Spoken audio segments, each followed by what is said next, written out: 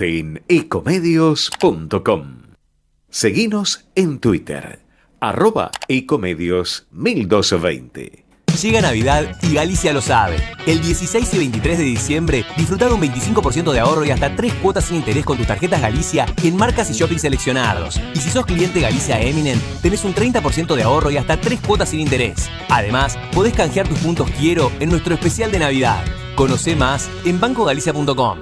Cartera de consumo, tasa nominal anual, tasa efectiva anual, costo financiero total efectivo anual CFTA 0%, ejemplo, por una compra de 1.000 pesos, el ahorro es de 1, 250 pesos y de 2, 300 pesos, y el valor de las cuotas será de 333 pesos con 34, el precio total financiado de las cuotas incluyen el CFTA de 0%, términos y condiciones en bancogalicia.com. ¿Sabías que Voi es la primera low cost de combustible y que tendrá más de 100 estaciones a lo largo del país? Ya abrió en Once, Junín, Tandil, Realicó, Azul y Chipoleti. El futuro llegó con energía posible, accesible y de todos. Para más información, ingresa a www.voiconenergia.com.ar o envía un mail a info@voiconenergia.com.ar. Voy con energía. Estudia actuación en Timbre 4. Niños, adolescentes, adultos. Dirección Claudio Tolcachir. Informes en www.timbre4.com.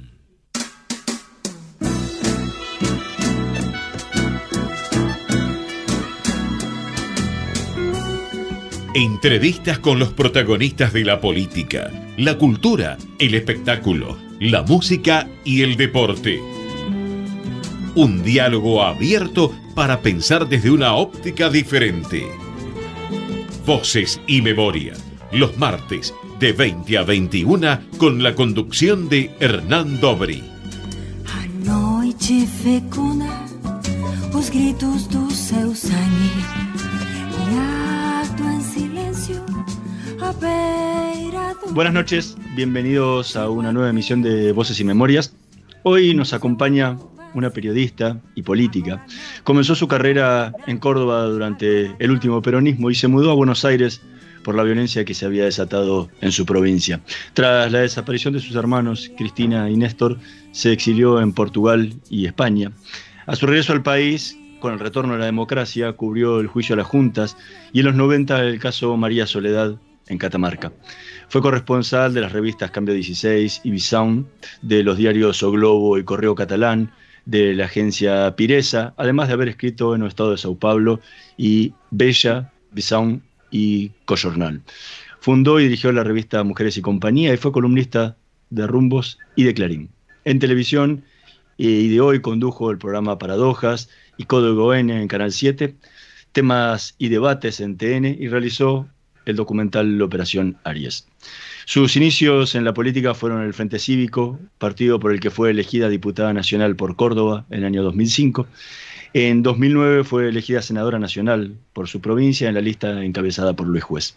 2 años más tarde fue candidata a la vicepresidencia de la Nación en la fórmula encabezada por Hermes Wiener por el Frente Amplio Progresista. En 2015 fue designada directora del Observatorio de Derechos Humanos del Senado de la Nación, cargo que ocupó hasta el año 2019. Entre sus libros se encuentran Algún Cordobés, La Gran Pantalla, El Harén, Árabes, Poder y Política en Argentina, Catamarca, La Oscuridad como Marca. Ha recibido los premios Broadcasting, ATBC, Atrevida, Margarita de Ponce y la Pluma de Honor de la Academia Nacional de Periodismo. Hoy nos tomamos un café con Norma Morandini. Muchísimas gracias por acompañarnos. Bueno, qué bueno tomarnos un café cuando te escucho. Si ya uno no sabe si eso es trayectoria, son muchos años, ¿no? Mira, hace un tiempo lo entrevistaba al expresidente uruguayo Julio María Sanguinetti y le pregunté qué se consideraba él, si político, periodista o qué, después de tantos años de trayectoria. Y él me dijo, ante todo soy periodista. Dice, extraño el olor a tinta de la redacción, las máquinas de escribir y todo eso. Si tengo que poner en algún lado, digo siempre que soy periodista. ¿En tu caso? Sí, yo soy cronista, soy escritora y no te iba a interrumpir para corregirte, pero cuando me dicen política yo siempre hago bromas y digo eso no es profesión, eso es servicio. Eso es un periodo, yo tengo vocación pública, siempre creo que todos los periodistas auténticos tenemos vocación pública, por eso vamos al periodismo.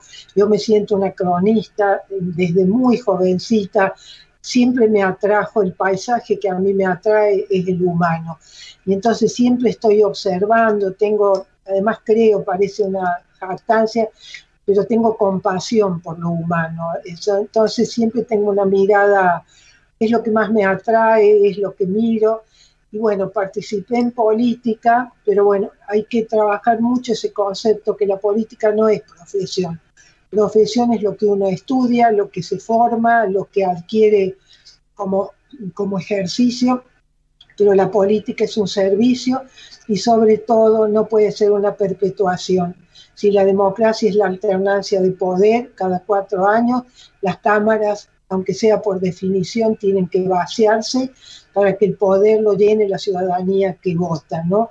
Entre nosotros, desgraciadamente, todavía se confunde mucho el Estado con el gobierno, se confunde mucho el poder con el gobierno, y en realidad en las democracias quien debería tener el poder es la ciudadanía, pero no solo por el acto de votar, que es con lo que legitiman a aquellos que toman decisiones en nuestro nombre, sino para poder participar. La democracia es participación, es respeto a los derechos del ciudadano, los derechos humanos protegen al ciudadano de la prepotencia del Estado, ¿no? Así que yo me siento una cronista. Y cuando fui a la política, no fui una periodista que se disfrazó de legisladora para contar cómo son los legisladores, pero la verdad que aprendí mucho y hoy puedo contar la experiencia de haber pasado por la política, ¿no? ¿Te costó hacer ese salto? Al inicio siempre dije que no, y la verdad que me agarró el juez, a quien yo no conocía. Yo había regresado a Córdoba y después había sido fiscal anticorrupción, y cuando empezó a denunciar la corrupción lo echaron. Entonces creó un frente electoral. Yo estaba en Lisboa, el país, yo me exilié en Portugal, yo estaba en Lisboa dando un curso, y me llamó juez, a quien yo no conocía, para ofrecerme ser candidata. Y yo la verdad que siempre había dicho no, y esta vez dije, ¿por qué no? Porque me di cuenta que había mucho prejuicio, yo estaba llena de prejuicios, se sigue viendo la política como algo sucio, eso se lo debemos al autoritarismo. Las dictaduras siempre interrumpían los procesos con un justificativo que contaba en general con la aceptación de la sociedad de, bueno, la política es sucia, nosotros venimos a salvarnos, ¿no? Sí, yo tuve mucho prejuicio, lo fui eliminando. Tengo muchas críticas a los políticos con nombre y apellido, y no a la política, porque sin política no hay democracia, ¿no? Por eso insisto en que la política tiene que ser servicio, no puede ser nunca una profesión. ¿Y tu familia? ¿Qué opinó en el momento que decidiste cambiar mi madre y meterte en política que en tu familia había traído tantos sí, dolores, ¿no? Eso fue una razón que yo me dije a mí misma. ¿Cómo puede ser que yo me niegue a participar cuando las dictaduras, cuando hay gobiernos sobre cadáveres, lo que es cadáver es la política, porque ahí desaparecen las categorías? Entonces yo me decía a mí misma, si mi familia, que ha sido marcada por la ausencia de la política, por el autoritarismo, ¿por qué yo voy a decir que no? Porque participé democráticamente. Yo comencé a participar en el 2006, y la verdad que me ayudó también que ya tenía una edad donde tenía un poco domesticado el ego o la vanidad, porque la política es un lugar de enorme exposición pública. Entonces tenés que aprender a convivir con aquellos, no perderte las adulaciones de los aplausos, para después tampoco que te afecten las críticas de los que te critican, ¿no? Pero sí, volviendo a lo que me preguntabas, no, yo creo que acepté también y me sirvió mucho a mi madre. Mi madre tenía un enorme orgullo ella me guardaba todo lo que yo escribía, hasta que ella murió, ella fue mi archivo, mi mejor archivo, ¿no? Y me hacía mucha gracia porque a ella no le gustaba cuando yo era pastora, cuando hablaba, cuando yo me enojaba, ella decía, me gusta cuando te enojas. Y yo tengo, he peleado mucho por mí para ser yo, que no me aplasten ni los prejuicios, ni que me avasallen ni demás, pero no tengo una índole de pelear con las personas. Sí peleo con las cosas, tengo convicciones fuertes, pero no me gusta la pelea, no me gusta las descalificaciones personales. Es decir, yo con Cristina Kirchner, que además he tenido hasta azar de que mis hermanos se llamen Néstor y Cristina, no tengo nada contra ella en términos de sentimientos, pero tengo todo contra lo que yo creo que ella encarna, ¿no? A mí la tragedia de mis hermanos, la tragedia de mi familia, yo la vivo como una inmolación para que aprendiéramos el valor de la democracia. Entonces acepté participar para construir democracia. Y el Parlamento es la mejor escuela de argumentación, ¿no? Igual llegar a este pensamiento que expresaste te llevó un tiempo. En una entrevista decías, tuve que lavar mi cerebro del daño que me había hecho la ideología para poder ver a las personas en la dimensión sagrada de la vida. Sí, eso, ¿sabes qué? Te da el dolor, ¿no? Me da un poco de pudor porque detesto el ser víctimas, ¿no? Yo creo que las personas tenemos una dignidad y pasó en mi familia, como pudo pasar en cualquier otra, como pasó en tantísimas otras familias. Pero aprendí que cuando realmente el dolor siempre es más fuerte que la ira. Entonces, cuando uno ha tocado las aguas del dolor, te acerca mucho al otro, porque haces un conocimiento de vos mismo, te va humanizando. Y bueno, yo pertenezco a los años 70.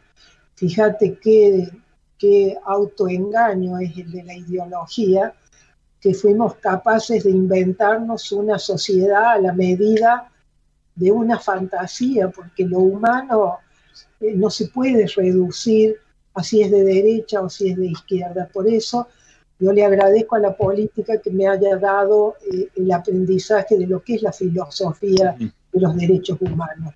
Porque los derechos humanos nacen de las cenizas del nazismo. La dictadura argentina nos dio a los argentinos una idea de democracia que la estamos perdiendo. Los seres humanos los define la dignidad. Después que cada uno piense como quiera, y por eso la democracia es el sistema que nos pone límites. Todos tenemos derecho a pensar. Ser de derechas no es delito, ser de izquierdas era delito y por eso mucha gente murió y era perseguida. Entonces, es decir, la verdad que la convicción más fuerte que tengo es poder construir, contribuir, ya no es una soberbia, uno no hace nada solo. Esto si no resuena en muchos, es un hecho colectivo de tener un mismo idioma común que es el derecho a decir, la libertad de expresión, que nadie sea perseguido por opinión y lo relevante es que uno pueda respetar al otro. No es relevante en una democracia pensar diferente, ¿no? Si lo relevante es que yo pueda ser persuadida por el otro que tiene una idea diferente, ¿no? Estamos conversando con Norma Morandini. Vamos a escuchar el primer tema que eligió para esta noche de Voces y Memorias, La cigarra, en la voz de Mercedes Sosa.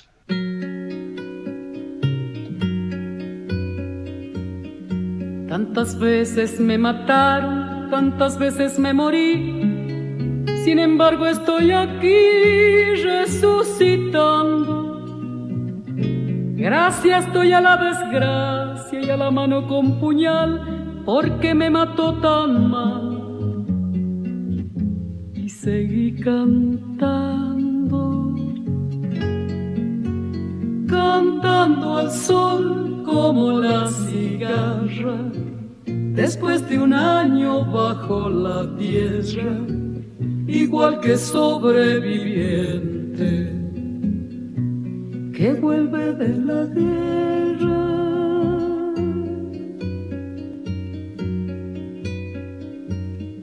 Tantas veces me borraron, tantas desaparecí, a mi propio entierro fui sola y llorando. Hice un nudo en el pañuelo, pero me olvidé después que no era la única vez. Y seguí cantando,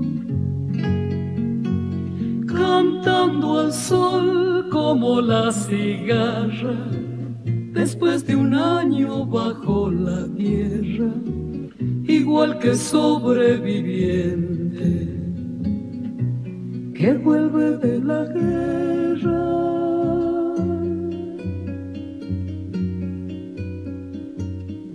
Tantas veces te mataron, tantas resucitarás, tantas noches pasarás desesperando, y a la hora del naufragio y la de la oscuridad alguien te rescatará para ir cantando, cantando al sol como la cigarra, después de un año bajo la tierra, igual que sobreviviente que vuelve de la guerra.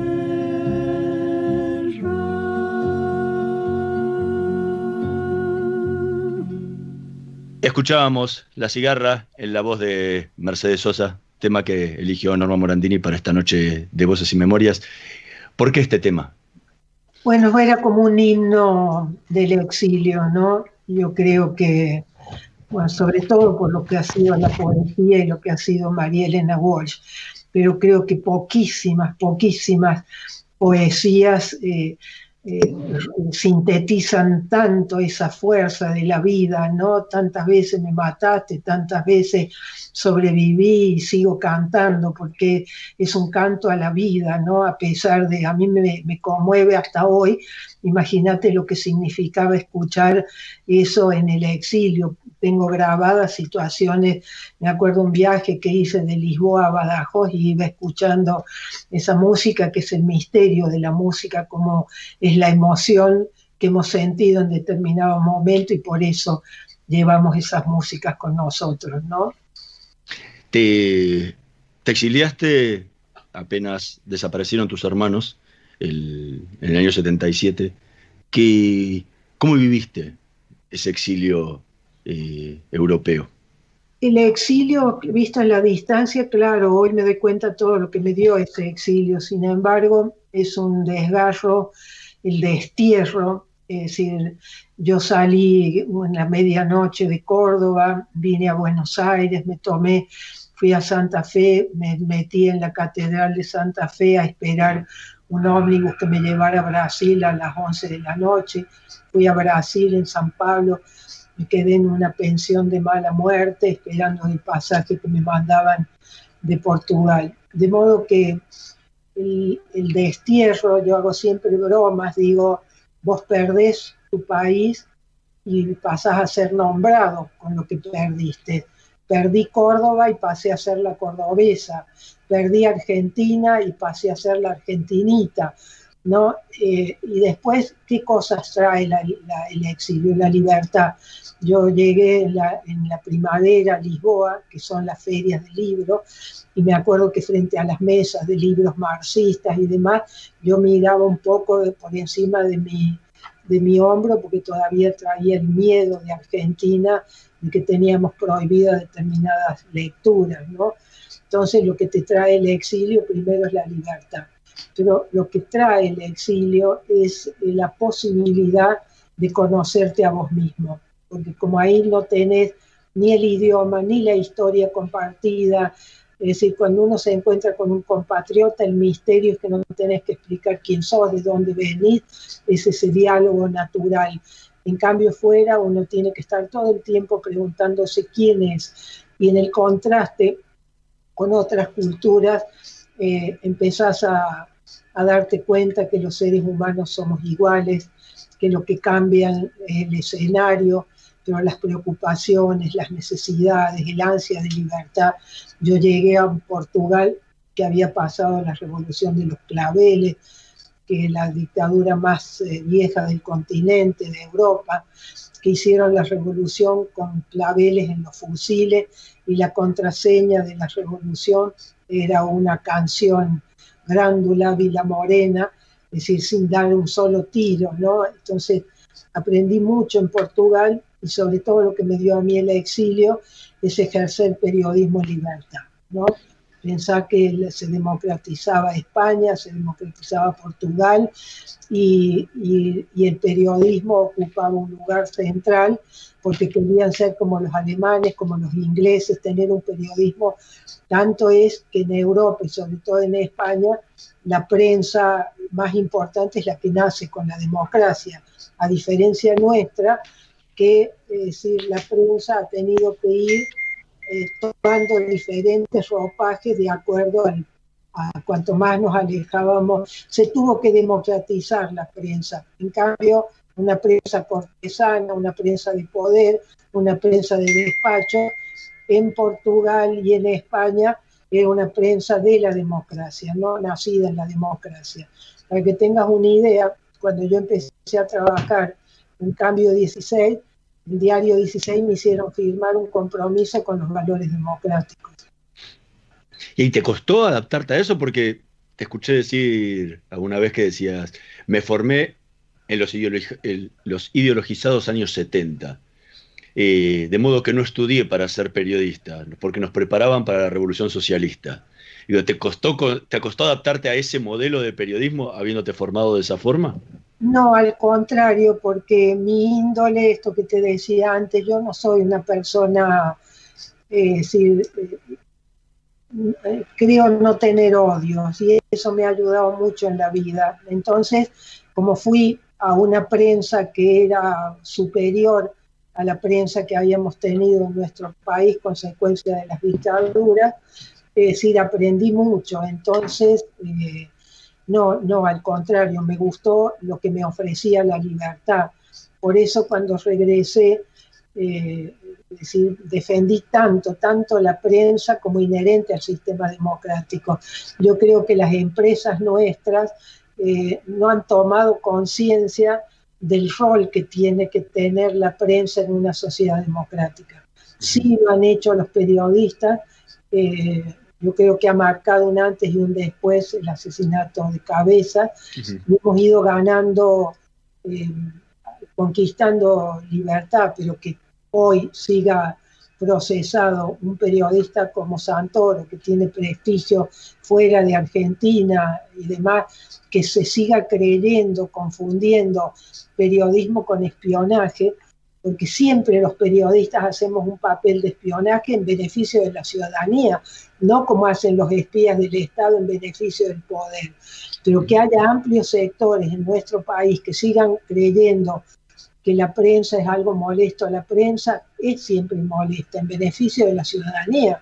Entonces el poder, naturalmente va a haber tensión entre la prensa y el poder, pero tienen que saber que los derechos están garantizados por la Constitución, y que lo único que limita la libertad de decir es no incitar al odio y a la violencia. Entonces lo que se ha contaminado acá es una idea de creer que un periodista es un militante político. Es un militante que tiene derecho a defender cualquier gobierno. Lo que no tiene derecho es a confundir a las personas presentándose como periodista cuando en realidad es un militante político, ¿no? Ahora, te tocó volver con el retorno de la democracia. ¿Qué sentiste cuando volviste a la Argentina, en medio de todo eso, que tenías que cubrir el juicio a las juntas y era tan fuerte Sí, lo que escuchabas ahí. Era una fiesta. La primera década democrática, yo siento tanto no poder transmitírsela a los jóvenes, ¿no? A los jóvenes se les ha transmitido la dictadura, pero no les hemos transmitido, era una fiesta, éramos todos buenos. Yo no me olvido nunca la primera primavera del primer año democrático, todos en la calle, la avenida Santa Fe, conversábamos unos con otros, había desagravios a los que había, como los Cafés La Paz, que habían sido los lugares donde estaban los espías del Estado, tratando de escuchar dónde había subversivos, todo. Bueno, fue una maravilla.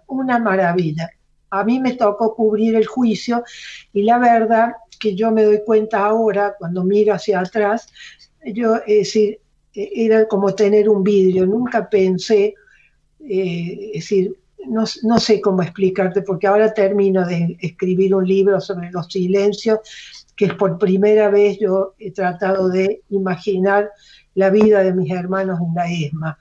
Pero ese es otro tema y es algo que me duele mucho porque hay mucho para decir ahí que no se ha dicho. Pero siempre me preguntan, ¿no? Si yo lo que me sirvió el juicio, pensar que iba todos los días, habíamos creado como una especie de cofradía, teníamos miedo, teníamos desconfianza, no sabíamos quién era un colega o quién era un espía de los que circulaban. Los autos Falcon que se habían secuestrado a la gente todavía estacionaban en la puerta de tribunales. Entonces yo vivía como una esquizofrenia porque volvía del exilio y veía esta Buenos Aires con los cafés llenos de gente, con las calles llenas de gente. Entonces cuando atravesaba a las 2 de la tarde nos tomábamos un café y íbamos al Petit Colón, que está al frente del Palacio de Tribunales.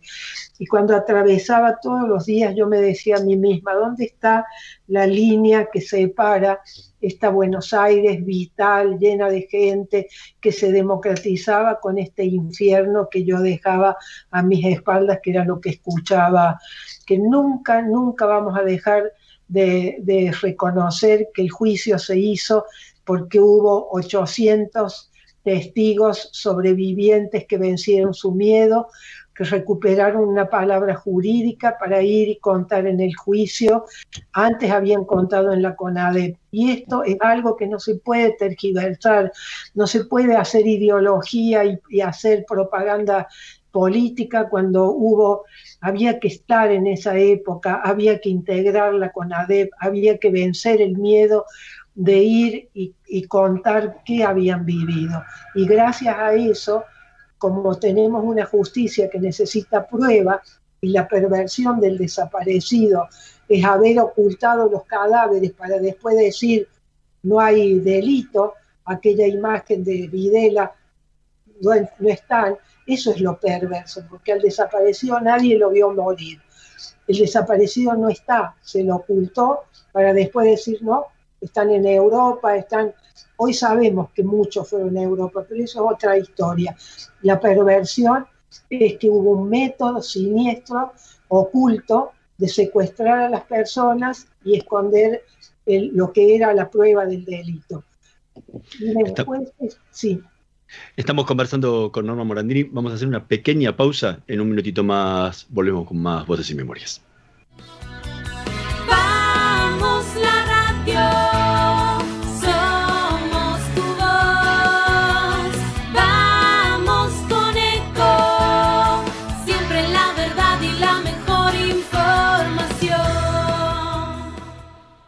Estamos llenos de historias verticales. Girá tu celular.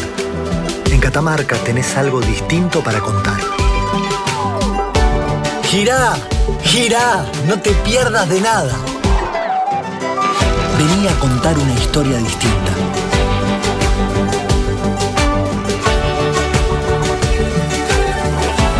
¿Querés descubrir algo distinto? Girá y vení a Catamarca. Informate en ecomedios.com. Seguinos en Instagram, @ecomedios. Voces y Memoria. Una hora con los protagonistas de la política, la cultura, el espectáculo, la música y el deporte para pensar desde una óptica diferente.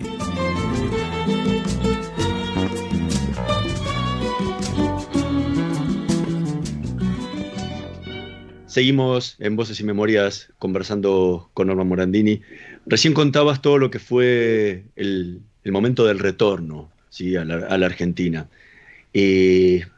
¿Cuánto te costó? Porque sé que recién en 2012 lo pudiste plasmar en un libro. ¿Cuánto te costó internamente poder hablar públicamente de lo que había pasado con tus hermanos? Uno no se da cuenta, ¿no?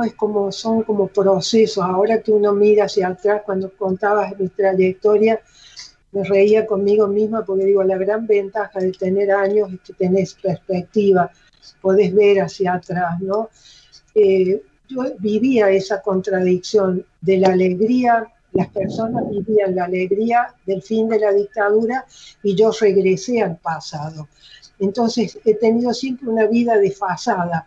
En un país que miraba hacia adelante, que no quería hablar de la dictadura, el juicio se hizo a espaldas de la sociedad, la gente no quería saber, los diarios fueron obligados a cubrir porque se vendían más diarios. Esta es una brutal, casi cínica observación, pero era así. Fue un juicio que se hizo. Yo nunca a lo largo de los 6 meses, nunca vi dirigentes destacados de la política, nunca vi intelectuales, nunca vi periodistas, a no ser aquellos que los medios habían designado para cubrir el juicio. De modo que yo regresé al pasado. El juicio me permitió a mí, bueno, yo iba con la fotito de mis hermanos, preguntando después cada vez que daban testimonio, corríamos todos a la sala de prensa, todavía transmitíamos con los telex, entonces yo mostraba a algunos sobrevivientes las fotos de mis hermanos. Me acuerdo de una muchacha que pasó al lado mío y me dijo, olvidé contar que me violaron. Ella había contado todas las torturas y sin embargo no se animó a contar los vejámenes sexuales, ¿no? Entonces fui juntando mucho eso, fueron muchos años de estar nada más que metida en esos temas y después, como bien dices, en realidad fue en el año 2000, nadie quiso publicar el libro, yo tuve mucha necesidad de reflexionar sobre todo lo que había vivido, porque como cronista estaba limitada por los hechos, yo tenía que contar lo que escuchaba, no lo que yo pensaba sobre lo que escuchaba. Entonces, en el año 2000-2001, escribí este libro, que para mí es mi libro más comprometido, que es De la culpa al perdón, y nadie quiso publicar, ningún editorial. Después, con el tiempo, me di cuenta que era porque tenía la palabra perdón. Fui muy atacada por los organismos. Yo no pido... El perdón es a uno mismo, el perdón es a nosotros como sociedad por no haber impedido que mueran y desaparezcan tanto de nuestros compatriotas. Pero eso era una frase que yo saqué del alegato de Macera. Macera fue el único que usó 2 palabras que son ajenas al decir público en Argentina. Macera dijo, yo soy responsable, pero no me siento culpable. Y como haciéndole, uno miraba... porque no sé si sabes que teníamos prohibido tener grabadores. Sí. Entonces siempre el como sí. Nosotros no teníamos palabras propias para describir lo que decía un sobreviviente. El único que en menos de 50 líneas dijo lo que ninguno de nosotros pudo decir en 6 meses, que es una crónica memorable de Borges que se llama 22 de julio. Y vale la pena que lean porque es una pieza literaria, filosófica. Entonces vuelvo a que nadie quiso publicar mi libro, se publicó recién en 2012 y ahora me doy cuenta que termino de escribir este libro sobre los silencios y es una continuidad de la culpa al perdón, ¿no? Yo nunca salí a responder a las organizaciones porque no acepto que el sufrimiento de nadie autorice a ser tribunal sobre otros, ¿no? Yo sé lo que he hecho, el perdón es íntimo, no se discute públicamente. La reconciliación es otra cosa y en algún momento los argentinos, en lugar de estar hablando de grieta, vamos a tener que ponerle nombre a las cuestiones y hablar de la reconciliación. La reconciliación siempre es el espacio de la democracia. Quien esté fuera de la democracia, fuera de la concepción de lo que es la Constitución, no puede participar de la reconciliación, pero todos los que tienen compromiso con la democracia vamos a tener que reconciliarnos porque no hay país posible, ¿no? En medio de la dictadura, el rabino Roberto Gretz estaba asistiendo espiritualmente a una de las madres de desaparecidos, y ella le preguntaba si podía decir Kadish por el hijo. Kadish es el rezo de los muertos, ¿no? Y él le decía que no había que perder la esperanza hasta que no se supiera, hasta que se enteró por la Embajada de Estados Unidos que al hijo de esta señora lo habían matado en uno de los centros clandestinos de detención. Y cuando se reunió con ella le contó lo que había averiguado y le dijo, ya puedes decir Kadish. Los organismos de derechos humanos en plena dictadura le hicieron un escrache muy grande frente a su sinagoga. Mi pregunta es, ¿cuándo vos pudiste decir tu propio Kadish? O sea, poder asumir que tus hermanos estaban muertos. Mira, para que tengas... ¿Por qué a mí me duele tanto la apropiación de los derechos humanos? Yo era senadora y abrí el diario El País, y en la tapa del País había una foto mía con el Congreso atrás, y el titular decía, hermanos de la senadora Morandini están en el juicio de la ESMA. Uh-huh. A mí me dio un dolor porque yo dije, ¿cómo? Si mi familia no fue una familia, fue desde el inicio, empezamos a denunciar. Mi madre fundó Familiares de Presos y Desaparecidos en Córdoba. Yo escribí desde el inicio, acompañé a los organismos de derechos humanos cuando éramos poquitos los que hacíamos eso. Y ahí entonces llamé a la fiscal y le dije, doctor, ¿usted no cree que nosotros teníamos algo a decir? Es decir, que no nos hayan convocado, que no nos hayan informado. A mí te digo que eso me violentó muchísimo porque era la prueba de lo que yo ya venía denunciando, la apropiación de los derechos humanos. Si se quería hacer justicia, porque yo era opositora al gobierno de Kirchner, eso era una anécdota. Entonces supe que mis hermanos habían estado en la ESMA, ahí en el juicio de la ESMA.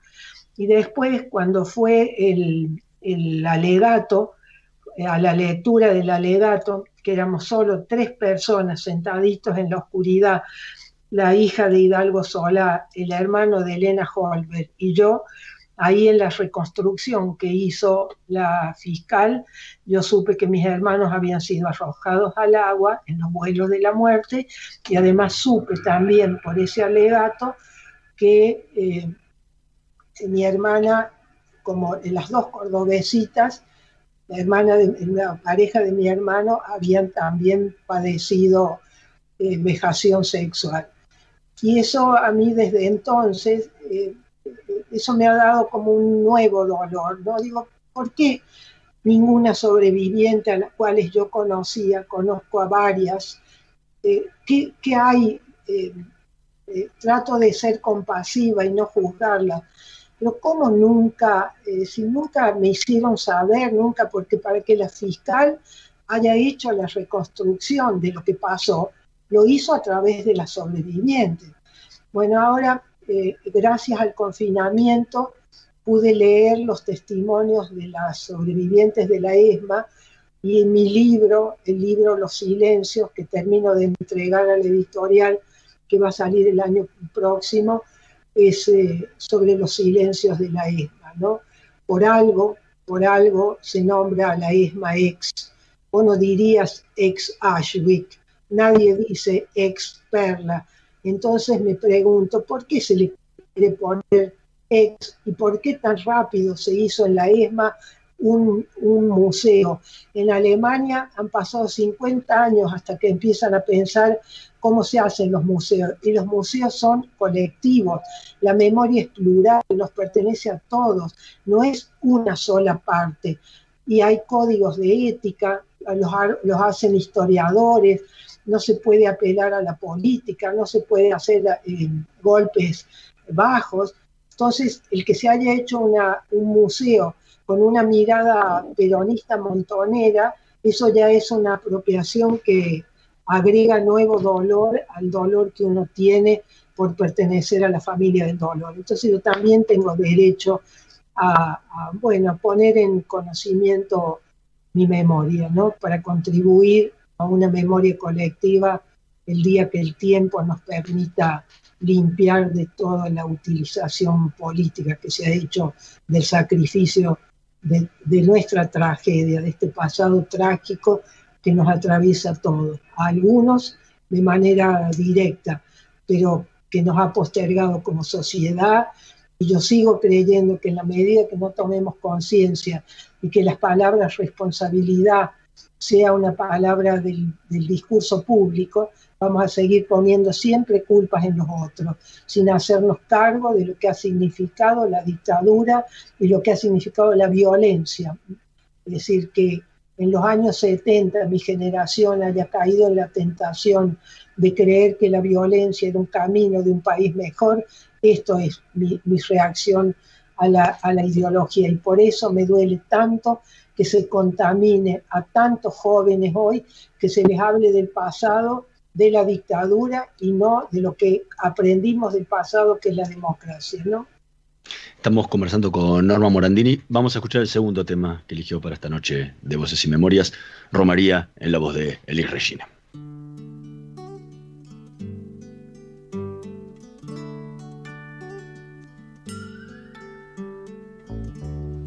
De sonho e de pó, o destino de um só, feito eu perdido em pensamentos sobre o meu cavalo.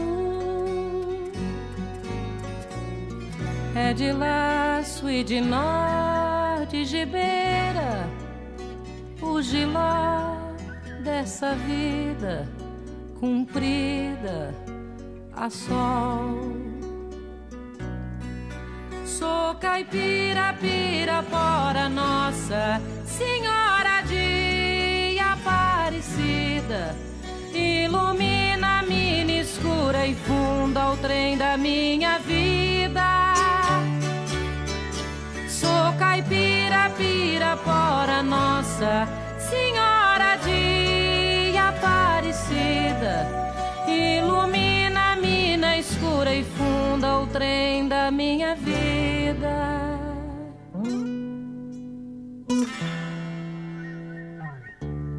O meu pai foi peão, minha mãe, solidão.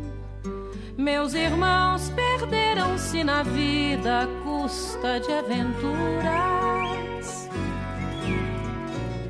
Descasei, joguei, investi, desisti. Se a sorte eu não sei, nunca vi.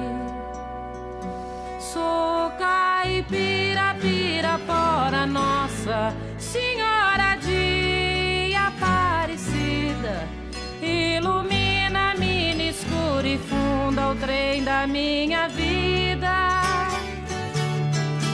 Sou caipira, pirapora, Nossa Senhora de Aparecida, ilumina a mina escura e funda o trem da minha vida. Era Elis Regina cantando uno de sus grandes clásicos, Romaría, tema que eligió Norma Morandini para esta noche de Voces y Memorias. ¿Por qué está Elis? Porque en el año 80, la revista Cambio 16 me designó corresponsal sudamericana de Cambio 16, y entonces llegué a Brasil para cubrir la visita del Papa, el Papa Wojtyla. Lula era un dirigente sindical que había hecho las huelgas obreras, es decir, y que había forzado la apertura democrática. No nos olvidemos que el Papa Wojtyla había ayudado a tirar abajo el muro y los regímenes comunistas. Entonces Lula aparecía como el Lech Walesa de los trópicos y había que democratizar esta parte del continente. Y Brasil me dio también una gran oportunidad de aprender a ser tolerante. Yo adoro la índole brasileña, los brasileños tienen una índole muy amorosa, no son confrontativos, y la música, y me acuerdo que con Elis, ella murió un 26 de enero, creo, y yo estaba en la playa, mi hijo era chiquito, y me quedé toda la noche escuchando lo que decían los que sentían la muerte de Elis, que fue una muerte joven, fea, con barbitúricos, droga, y todos decían, Elis era más, siempre había un pero, era una grande pero, que era irascible, y entonces mi primer artículo publicado en Brasil se llamó La angustia de ser mujer. Y era una mujer angustiada, manifestaba su angustia, y claro, eso perturbaba, tanto que a su muerte se agregaba sobre todo de los hombres, las mujeres no decían más, ¿no? Y su voz es conmovedora, es conmovedora. Recién hablabas un poco de tu libro, de tu nuevo libro sobre los silencios. Recuerdo una vez que fuiste al programa de Mariano Grondona, ¿sí? Y le dijiste, mire Grondona, tener desaparecidos en la familia no es un delito, es una tragedia. Y que a partir de ahí es como que sentiste que podías haberlo dicho públicamente, y que se producía un cambio. ¿Fue ese el momento en el que pudiste empezar a hablar y a expresar tus sentimientos sobre lo que había pasado con tus hermanos? Sí, porque no decíamos que teníamos desaparecidos. Durante los 10 primeros años, es decir, no se decía, uno no decía, porque tener desaparecidos en la familia todavía seguía siendo como subversivo. Lo que me motivó a mí eso en lo de Grondona fue que un cretino, mira que yo me cuido mucho de usar estas palabras, pero uno de estos personajes de los servicios que se presentaban como periodistas en una columna de la prensa, yo ya me he olvidado el nombre de la persona, muy identificado con los servicios de inteligencia, escribió una cosa horrible de que mi madre era subversiva. Mi madre era una ama de casa que salió a buscar a sus hijos y formó una organización de derechos humanos. A mí eso me violentó tanto y fui y dije eso. Yo usé una expresión inclusive de Brasil, no sentí que lavé mi alma, porque yo sí creo, y esto en lo que aprendí conmigo, si vos no le podés decir al otro quién sos, ¿cómo vamos a tener vínculos honestos? ¿Cómo vamos a tener vínculos humanos? Y hoy en Argentina decir lo que se piensa es un acto de coraje, porque aparecen los patrullajes ideológicos, las descalificaciones. En el tiempo que yo fui senadora y diputada, pero más de senadora, estaba 6, 7, 8, que nos mataban la reputación, se burlaban. Es decir, cuando íbamos a la Cámara, tenían solo las cámaras para los oficialistas, y a nosotros estaban buscándonos a ver si nos agarraban con el dedo en la nariz o bostezando. Ese desprecio al otro es tan dañino. Entonces hoy yo siento que hay mucha gente que balbucea, que no se anima a decir lo que piensa porque le tiene miedo. Yo corrijo, no hay que usar la palabra escrache, porque escrache surge para señalar delitos. Decir lo que se piensa no es delito, ser periodista no es delito, manifestar opiniones diferentes no es delito. Entonces, que tengamos un sector que se nos erija por encima, o porque ha sufrido más, o porque nos chantajea emocionalmente, o porque en mi época eran los derechos humanos, ahora la identidad de género, y que nos estén diciendo cómo hay que hablar, cómo hay que pensar, eso yo no lo acepto, porque eso los derechos humanos me garantizan mi derecho y mi dignidad. Entonces, es decir, esto es lo que a mí me duele, no estamos pudiendo conversar democráticamente, porque nos estamos descalificando como personas, porque no somos capaces de argumentar con ideas, y no estamos ahí. Vos mencionabas lo de, perdón que yo te felicito porque la verdad que has hecho una indagación de de la vida pública, que finalmente es lo que sirve para la conversación pública. Pero cuando fui a Catamarca, ¿sabés qué era lo que más me impresionaba? Cada una de las personas que entrevistaba decían, ese es zurdo, ese es trolo, ese es falopero. Y yo creo que todavía los argentinos no hemos salido de la instancia, ese es trolo, ese es zurdo o es falopero. Y te das cuenta cómo está lastimada la conversación democrática, ¿no? Entonces, yo estoy entre las personas que ya no miran los programas de televisión, porque no soporto el griterío, no. Y además, les digo de corazón a mis colegas, si criticamos a los políticos porque van detrás de los votos, nosotros no podemos ir detrás del rating, porque el rating se mide para la publicidad, y que lo busquen las empresas al rating, pero no los periodistas, y que las empresas hagan como pasa en los medios poderosos, importantes, que contraten a los mejores, en el sentido de los que tienen credibilidad ante la ciudadanía, no el que grita más y por eso tiene más rating. Te das cuenta que hay una distorsión. Hablamos del Washington Post, todo lo que ha ganado y lo que ha cambiado y demás, pero ¿qué hicieron? Fueron y buscaron en todo el país los mejores periodistas. Para mí, ¿quién es el mejor periodista? Es que es el serio, el que respeta al lector, el que ha hecho lo que vos hiciste, sea quien sea, uno tiene que conocer con quién va a hablar, ¿no? Eso, el que es independiente, que sabe que nuestra libertad es la libertad del lector, de quien nos está viendo, no del gobernante o del auspiciante, ¿no? En eso yo te digo, sigo ahora, quiero trabajar mucho en trabajar los valores, es decir, porque el periodismo es fundamental para una sociedad democrática, ¿no? Recién hablabas de tu mamá y de lo que había dicho esa columna de la prensa sobre ella. ¿Qué enseñanzas te quedan de ella, que luchó durante tantos años por los derechos humanos desde Córdoba y fue casi una precursora en su provincia?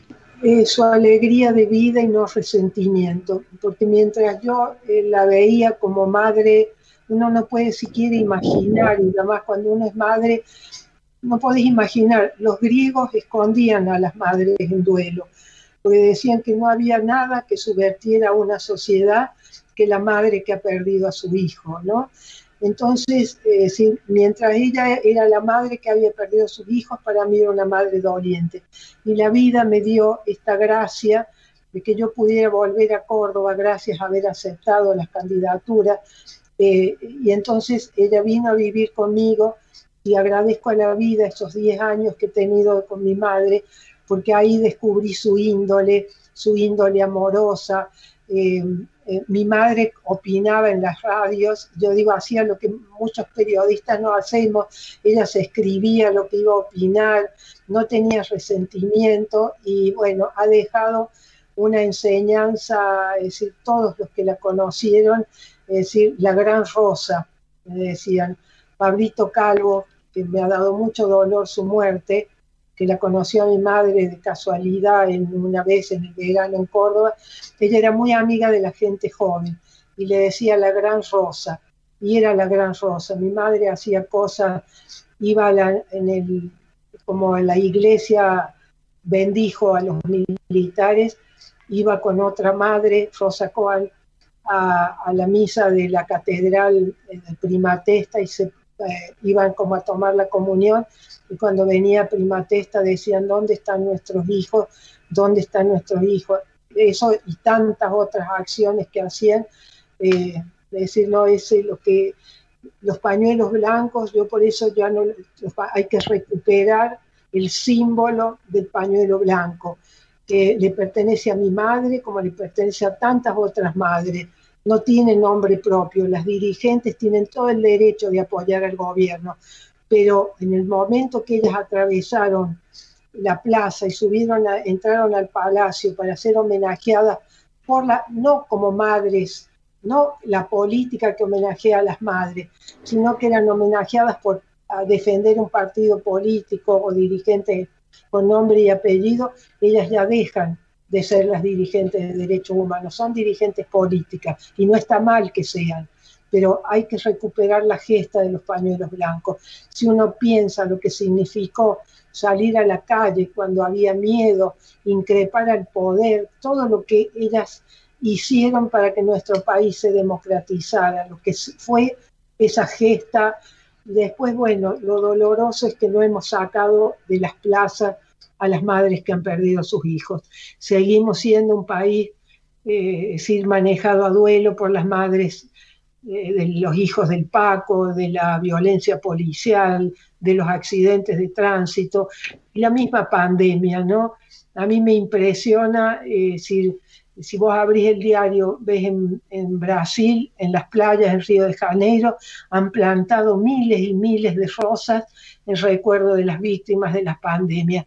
Nosotros no tenemos empatía, no podemos hacer, así como nadie nos abrazó en ser las víctimas de los desaparecidos, ese abrazo de dolor que las sociedades tienen que darse a sí mismas, nosotros no tenemos rituales. Entonces te pasa como pasó hace poco con la nieve en Córdoba, era tan conmovedor porque era un acto de comunión. Las personas tenían tal alegría, un hecho fortuito de la naturaleza que nos dio 5 minutos de comunión. No se puede vivir debajo del mismo cielo, hablar el mismo idioma, tener la misma geografía, la misma historia y no sentir que sos parte de eso. Y sos parte plural de eso, la pluralidad es la democracia. Entonces hay que actuar en el espacio plural y tenemos que exigir que los gobernantes nos respeten, no importa si son de derecha o de izquierda, pero tienen la obligación de garantizarnos los derechos y tienen la obligación de respetarnos, ¿no? Norma Morandini, muchísimas gracias por habernos acompañado en esta noche de Voces y Memorias, fue realmente un placer conversar contigo. Yo te agradezco, que yo creo que estoy tranquila, que no me apasiono y me doy cuenta que tengo dentro que es que ahora estoy como jubilada y digo, yo no puedo jubilarme, es algo que no, así que te agradezco muchísimo, muchísimo que yo pueda compartir por lo menos lo que tengo para compartir, que ha sido ideas, reflexiones y una vida con los otros, ¿no? Te abrazo fuertemente. Nosotros nos vamos a reencontrar la próxima semana en la operación técnica Carlos Heinze y Gerardo Subirana, en la edición Javier Martínez. Nos vemos la próxima semana. Chao. Llega Navidad y Galicia lo sabe. El 16 y 23 de diciembre disfruta de un 25% de ahorro y hasta 3 cuotas sin interés con tus tarjetas Galicia en marcas y shopping seleccionados. Y si sos cliente Galicia Eminent, tenés un 30% de ahorro y hasta 3 cuotas sin interés. Además, podés canjear tus puntos Quiero en nuestro especial de Navidad. Conocé más en bancogalicia.com. Cartera de consumo, tasa nominal anual, tasa efectiva anual, costo financiero total efectivo anual CFTA 0%, ejemplo, por una compra de 1.000 pesos, el ahorro es de 1, 250 pesos y de 2, 300 pesos y el valor de las cuotas será de 333 pesos con 34, el precio total financiado de las cuotas incluyen el CFTA de 0%, términos y condiciones en bancogalicia.com. ¿Sabías que Voi es la primera low cost de combustible y que tendrá más de 100 estaciones a lo largo del país? Ya abrió en Once, Junín, Tandil, Realicó, Azul y Chipoleti. El futuro llegó con energía posible, accesible y de todos. Para más información, ingresa a www.voiconenergia.com.ar o envía un mail a info@voiconenergia.com.ar. Voy con energía. Estudiar en Timbre 4. Niños, adolescentes, adultos. Dirección Claudio Tolcachir. Informes en www.timbre4.com.